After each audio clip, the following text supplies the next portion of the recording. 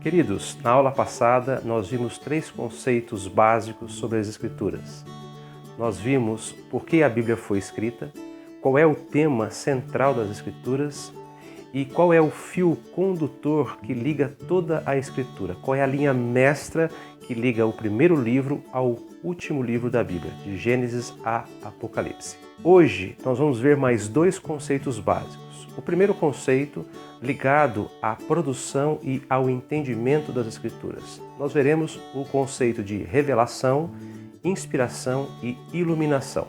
E no segundo conceito, nós veremos 2 mecanismos, 2 métodos que nos auxiliarão no nosso raciocínio lógico para entendermos ou compreendermos qualquer assunto que nós formos estudar. Estes mecanismos, esses métodos serão o método indutivo e o método dedutivo. Deus abençoe a todos vocês e uma boa aula a todos. Muito bem, queridos. Há 3 conceitos importantes ligados à Bíblia. O conceito de revelação, inspiração e iluminação. Esses 3 conceitos dizem respeito à produção das Escrituras e também ao entendimento delas. Vamos começar vendo sobre a revelação. O que é revelação? Revelação é o ato de Deus através do qual ele se dá a conhecer ao ser humano.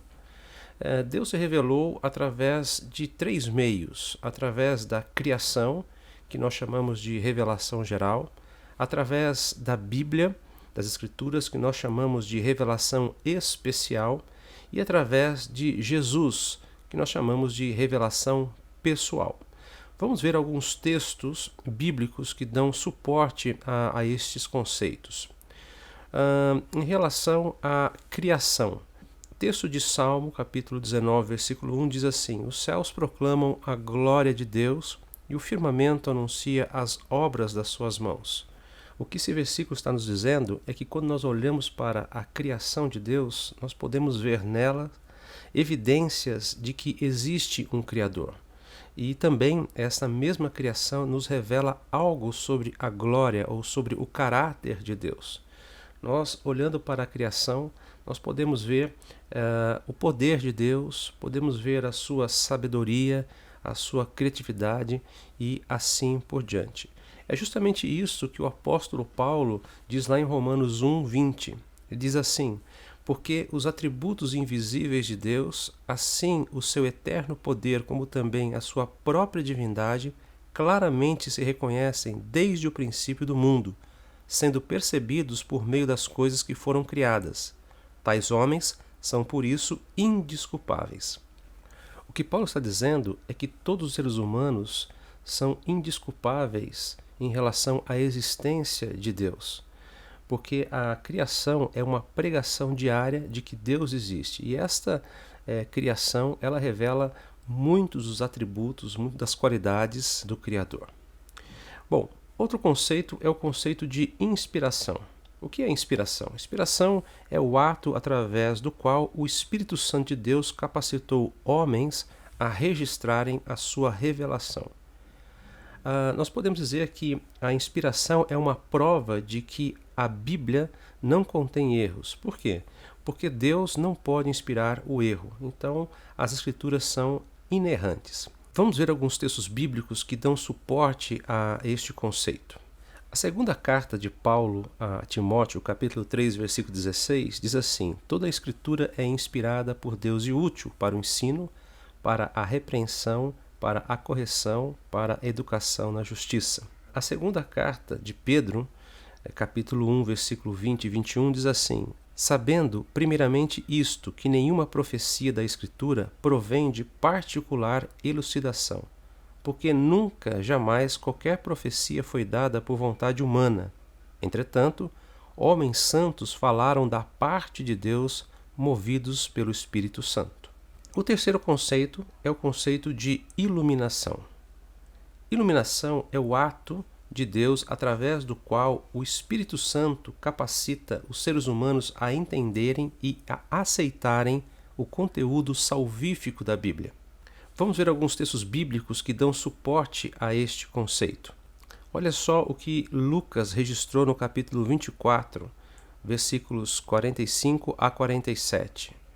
Então lhes abriu o entendimento para compreenderem as Escrituras, e lhes disse: Assim está escrito que o Cristo havia de padecer e ressuscitar dentre os mortos no terceiro dia, e que em seu nome se pregasse arrependimento para a remissão de pecados a todas as nações, começando de Jerusalém.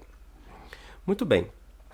Então, esses são 3 conceitos importantes sobre as Escrituras. Vamos ver agora um vídeo do reverendo Augusto Nicodemos Lopes, onde ele trata sobre a obra do Espírito Santo na interpretação da Bíblia. Deixa eu falar um pouquinho aqui a respeito da obra do Espírito Santo na interpretação. Isso aqui é uma parte muito importante porque, como eu disse, nós estamos lidando com a revelação de Deus. E Deus nos deu o seu Espírito exatamente para que nós pudéssemos compreender a sua revelação. Nós dizemos que há 3 fases da obra do Espírito Santo no que respeita à feitura da Bíblia e a interpretação da mesma. Na primeira fase, que é a fase de revelação, Deus, pelo seu Espírito, se revelou aos autores bíblicos, sob a forma de sonhos, de visões, manifestações, teofanias, e de várias outras maneiras, como o autor de Hebreus nos diz. Deus outrora falou de muitas maneiras, muitas vezes aos nossos pais. O Espírito Santo, então, é através dele que Deus revelou às pessoas que ele escolheu a sua verdade. Por exemplo, um dia ele apareceu ao profeta Isaías. Ele se revelou ao profeta Isaías. Isaías teve uma visão em que Deus estava sentado no alto e sublime trono. O Espírito de Deus. O próprio Ezequiel, o profeta Ezequiel, o tempo todo está dizendo: o Espírito de Deus me tomou e me levou para. O Espírito de Deus me tomou e me levou para. Então, na primeira fase, o Espírito Santo revelou aos autores da Bíblia a vontade de Deus de diversas maneiras. Na segunda, ele inspirou esses autores na hora que eles foram registrar as revelações. E a inspiração é aquela supervisão do Espírito Santo na mente do autor humano, de tal maneira que ele ficou preservado de errar. Ele, fora daquele momento, ele cometia erros como qualquer outra pessoa, mas naquela hora que ele estava registrando a revelação, ele estava sendo inspirado infalivelmente pelo Espírito Santo, de tal maneira que o registro é a própria palavra de Deus. Ele escreveu exatamente o que Deus queria que ele escrevesse. Essa é a segunda fase. E a terceira fase consiste agora em o Espírito Santo me iluminar meu entendimento, para que eu possa entender aquilo que inspiradamente está registrado e que é fruto da revelação. Então, é nesse sentido, por exemplo, que nós reformados dizemos que não tem mais revelação, porque essa foi a primeira fase do Espírito Santo. Revelar a verdade de Deus a escritores que, inspirados, registraram essa revelação. O que nós queremos agora, o que nós precisamos agora, não é nem de revelação e nem de inspiração, porque nenhum de nós vai escrever Bíblia. O que nós precisamos é de iluminação, que o Espírito Santo ilumine o nosso entendimento, clareie a nossa mente, abra os nossos olhos para que nós compreendamos a revelação de Deus que já está na Bíblia. Então o Espírito Santo tem um papel preponderante e crucial no processo de interpretação. É preciso, embora muito de interpretação seja um processo mecânico, nada mais é do que a aplicação de regras, de gramática, de contexto, de lógica e tudo mais, todavia, porque a Bíblia é a palavra de Deus, é imprescindível que nós sejamos guiados nesse processo pelo Espírito Santo para chegarmos ao conhecimento salvador daquilo que a Bíblia nos diz. Eu quero fazer uma ressalva aqui. Eu não estou dizendo que se todos nós formos guiados pelo Espírito Santo, todos nós chegaremos às mesmas conclusões. A história da igreja está aí para provar que isso não é verdade. Você vai encontrar homens de Deus, como por exemplo John Wesley e George Whitefield, que eram homens de Deus, usados por Deus, ganharam almas para Cristo, eram homens piedosos, homens de oração, mas que divergiam profundamente quando chegava no ponto que era a questão da predestinação. Um não batia com o outro. Não conseguiam... Então, O fato de que você vai ser guiado por Deus não quer dizer que você sempre vai ter a interpretação certa. Quer dizer que o Espírito Santo vai lhe levar àquela verdade salvadora. Os puritanos falavam a respeito disso, dizendo que a iluminação que o Espírito Santo nos dá é para uma compreensão salvadora da Bíblia. Deixa eu mostrar como isso funciona. Se eu pegar João 3,16 e der a um ateu e pedir que ele interprete, ele vai pegar e vai dizer assim, bom, aqui está dizendo, Deus amou o mundo. Bom, então, de acordo com esse texto, existe um Deus, eu não acredito nisso, mas existe um Deus, e esse Deus amou o mundo. O mundo aqui, pelo contexto, é as pessoas que moram no mundo. E diz aqui, de tal maneira que deu o seu filho. Bom, de acordo com esse texto, está dizendo que esse Deus tem um filho que é Jesus Cristo. Eu não acredito nisso, mas é isso que o texto está dizendo. Então, o ateu, ele vai entender o texto, gramaticalmente, literariamente. Mas no fim ele vai dizer, isso não tem nada para mim, eu não acredito nisso. A compreensão salvadora é que você não somente entendeu aquela mensagem, mas você diz assim, ele me amou e ele morreu por mim. Essa palavra é para mim, Deus está falando comigo. É isso que o Espírito Santo faz. Ele não vai lhe ensinar gramática, não vai lhe ensinar arqueologia nem história. Mas ele vai usar o que há de verdade no seu entendimento para guiar você a uma compreensão salvadora e levá-lo a Jesus. De qualquer forma, sob a liderança do Espírito, estudando, labutando, nós temos mais chance de chegar à compreensão correta do que é que esse livro maravilhoso nos quer dizer. Vamos ver agora o conceito que está ligado ao uso da lógica para entendermos qualquer assunto que nós formos estudar. Todo e qualquer estudo que nós fazemos necessita do uso do raciocínio, ou seja, mecanismos da razão que servem para analisar, refletir, entender e chegar à conclusão de um assunto estudado. Dentro da área do raciocínio, existe basicamente dois mecanismos que nós usamos para compreender as coisas: o método indutivo e o método dedutivo. Na área da lógica, esses dois métodos pertencem às classes fundamentais de argumentos. Vamos entender cada um deles. Vamos começar com o método dedutivo.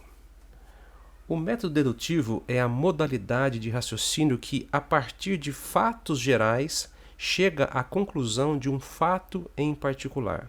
A estrutura básica do método dedutivo é o silogismo, ou seja, onde duas premissas verdadeiras levam a uma conclusão verdadeira. Por exemplo, vamos pegar aqui a primeira premissa. Todo homem é mortal. Isso é um caso geral verdadeiro. A segunda premissa, Sócrates é homem. Também é um caso geral verdadeiro. A conclusão que nós chegamos é que, logo, Sócrates é mortal. Percebeu que nós partimos do todo para chegarmos às partes. Então, o método dedutivo começa a partir do todo para chegar, então, a um fato em particular. Vamos ver agora o método indutivo. O método indutivo é o raciocínio que, após considerar um número suficiente de casos particulares, conclui uma verdade geral. Este método usa como base a observação. Por exemplo, caso particular 1. Todo cão é mortal. Caso particular 2. Todo gato é mortal. 3. Todo peixe é mortal. 4. Todo pássaro é mortal. Logo, todo animal é mortal. Percebeu? Nós usamos vários fatos particulares para chegar a um fato geral. Olha esse outro exemplo. Caso particular 1. O ferro conduz eletricidade. O ferro é metal. Caso 2. O ouro conduz eletricidade. O ouro também é metal. 3. O cobre conduz eletricidade. O cobre também é metal. Logo, os metais conduzem eletricidade. Percebeu? O método indutivo começa a partir das partes para chegar a um todo. Ele começa em casos particulares para chegar a uma verdade geral. Bom, talvez você esteja se perguntando, qual é o método que nós utilizaremos no nosso curso? Em nosso curso, nós utilizaremos os dois métodos de raciocínio. Inicialmente, nós usaremos o método indutivo, ou seja, partiremos das partes para chegarmos às conclusões gerais. No estudo indutivo da Bíblia, nós começamos observando suas declarações, seu contexto, seus elementos gramaticais e assim por diante, fazendo perguntas ao texto sem usarmos nenhuma ferramenta de apoio. Nós só usamos, nesse caso, a observação. Depois, sim, nós usaremos um método dedutivo, ou seja, partiremos das conclusões para darmos apoio às partes. No estudo dedutivo da Bíblia, nós analisaremos comentários, livros, dicionários e outras fontes de informações sobre a Bíblia, mas somente depois de termos feito um exame minucioso do texto através do método indutivo. Muito bem, queridos, na aula de hoje nós vimos dois conceitos básicos. O primeiro conceito, ligado à produção e entendimento das Escrituras, onde nós vimos o conceito de revelação, inspiração e iluminação. E no segundo conceito, nós vimos dois mecanismos da razão, dois métodos que nos auxiliarão em nosso raciocínio lógico para compreendermos qualquer assunto que formos estudar. Se você ficou com qualquer dúvida, deixe seu recado nos comentários abaixo ou aguarde até sexta-feira para tirarmos as dúvidas no nosso fórum. Eu gostaria também de sugerir que você lesse o apêndice 1 da nossa apostila, que trata da confiabilidade das Escrituras, ou seja, será que nós podemos acreditar na Bíblia? Como nós podemos ter certeza de que o texto bíblico não foi alterado durante o tempo? Como nós podemos saber se o texto da nossa Bíblia atual é realmente equivalente ao texto original? Muito bem, Deus abençoe a todos e até a próxima aula.